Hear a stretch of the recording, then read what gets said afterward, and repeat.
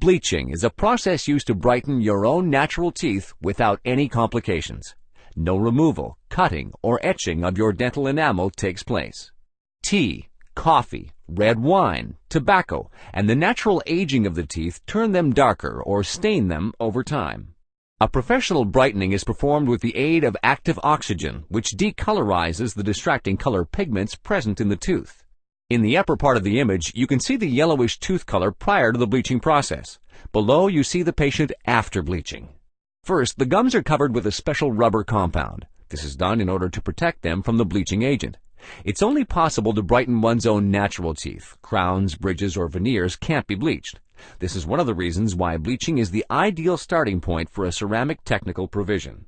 After the gums have been covered and the teeth have been dried, the bleaching solution is prepared by mixing two phases, which are then applied to the teeth.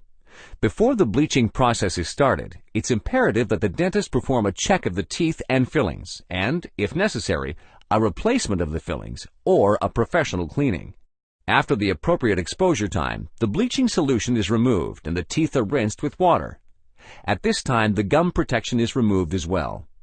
A professional tooth bleaching may be performed safely every 2 years. Your teeth are just as individual as you are. As you can see in these images, there's no doubt they will become brighter. How much lighter depends on your teeth's base color. Depending on the degree of discoloration, a brightening of about 1 to 14 degrees is possible. The result usually lasts for 1 to 3 years or longer, depending on your own good dental care, as well as regular professional oral hygiene.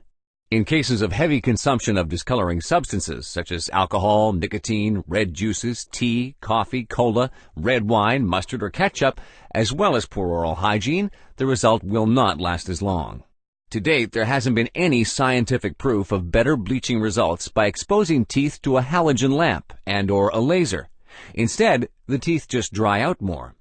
Although this seems to lead to better results, these results are short-lived, because the effect lasts no more than 1 to 2 days. However, the disadvantage of the lamps is that the teeth could be damaged due to the drying, which is why lamps or lasers are not recommended for use today. The risks of bleaching are insignificant at best. Nevertheless, complications may occur in individual cases, possibly requiring additional measures. And for every additional measure, there may in turn be further complications, which may even lead to the loss of a tooth in the course of treatment. At this point in our discussion, we will only deal with the specific complications encountered in bleaching.